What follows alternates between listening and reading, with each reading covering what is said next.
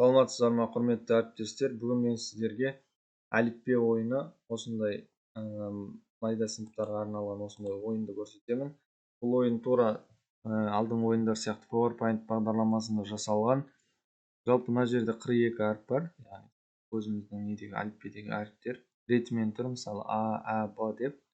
Бұл ойынға екі оқушыдан қатысады, бір қыз, бір бала ретінде қатысады. Оқушылар мысалы осы әріптер бойынша сөз айтады. Мысалы ұл бала бір сөз айтатын болса, оған бір асық, екі асық деген сияқты, солай жарыстырамыз және кім жеңімпаз болатынын анықтаймыз.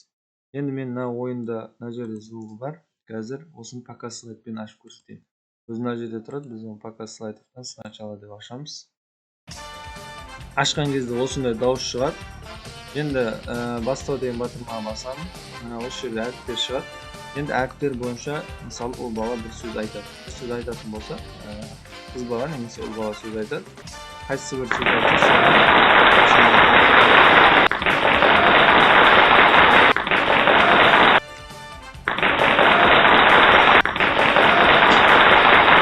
осындай немен бағалаймыз, яғни бағалағанда жарыстырады. Яғни 5 сөз айтса, мысалы, осы ұл бала жеңімпаз немесе қыз бала жеңімпаз болады.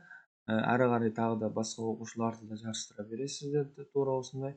Мына слайдты дублировать слайд деген бар мына жерде. Осымен 2 слайд етіп алып, қайтадан тағы да 2 оқушы шығып, сондай жарыстырып ойнатсаңыз болады.